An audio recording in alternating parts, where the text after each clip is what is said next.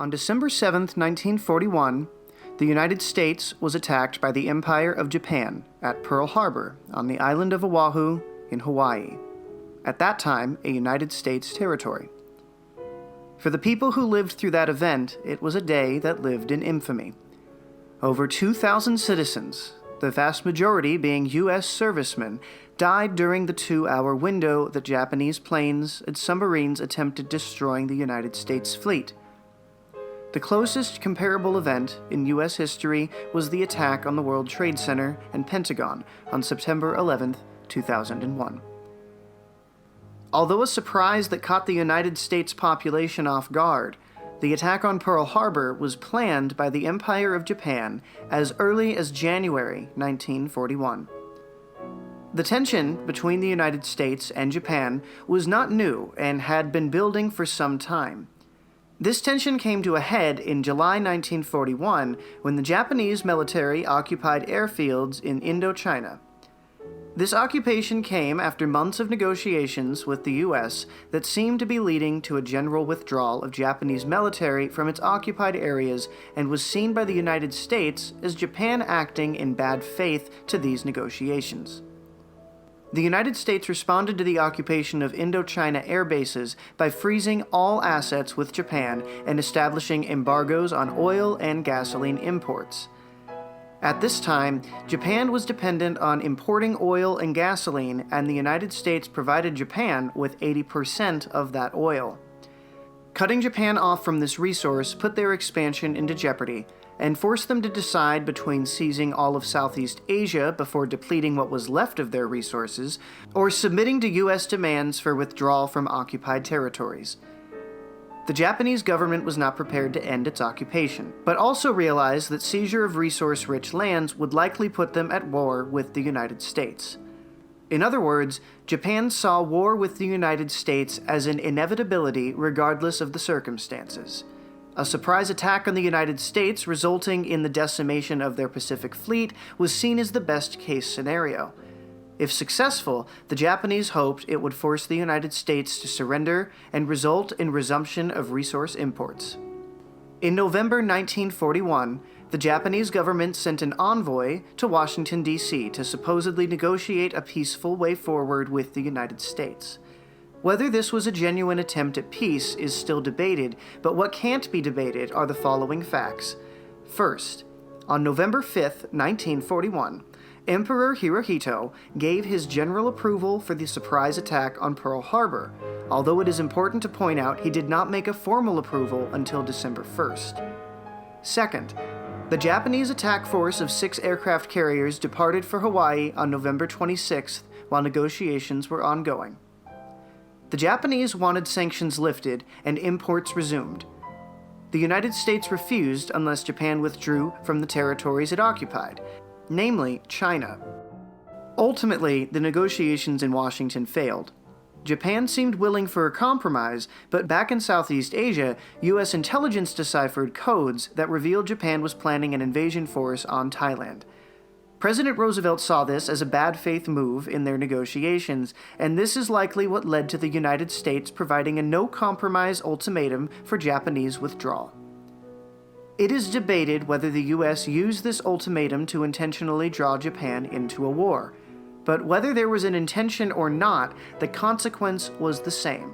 The negotiations were considered a stalemate and ultimately served Japan as a distraction as they prepared for a surprise attack.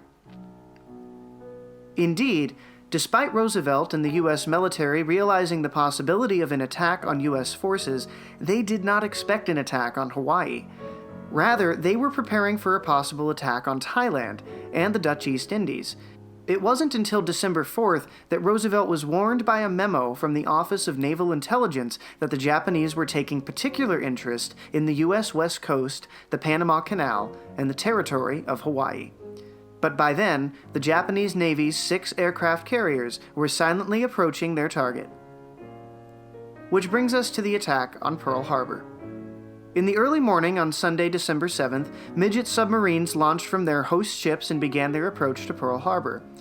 Their objective was to follow ships through the narrow passage that entered into Pearl Harbor and be ready to strike Navy ships with undersea torpedoes while aircrafts bombed overhead. At 6:10 a.m., a minesweeper, the USS Condor, spotted one of these submarines' periscopes above the water, outside of the entrance to Pearl Harbor. The Condor alerted a nearby destroyer, the USS Ward.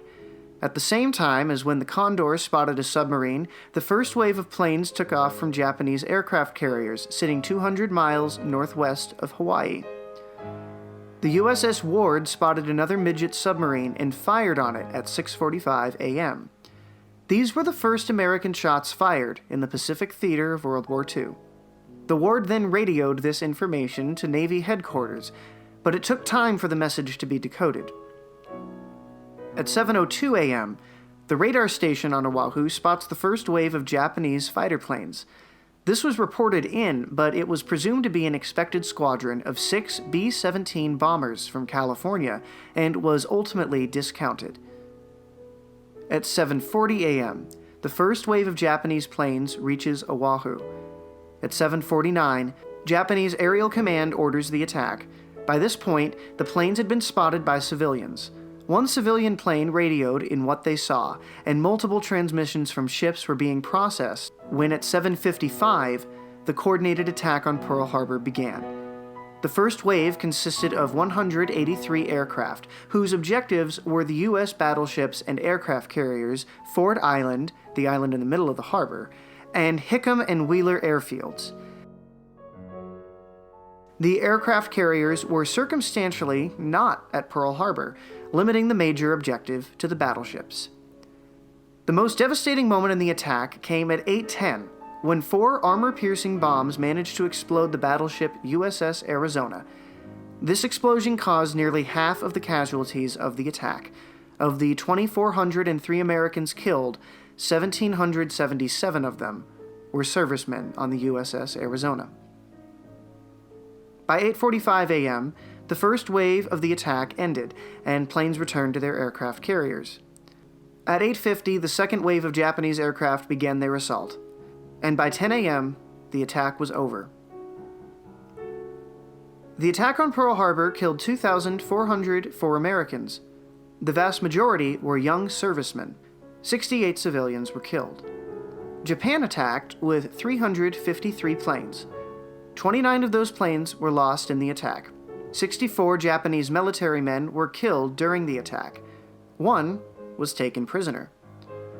21 ships were damaged or destroyed, but of those ships, only 3 could not be returned to service: the battleships Arizona, Oklahoma, and Utah.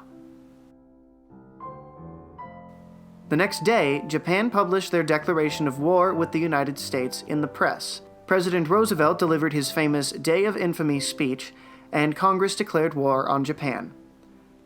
On December 11th, Germany and Italy officially declared war on the United States. The United States was now at war on 2 fronts. Thank you for watching this History in Context.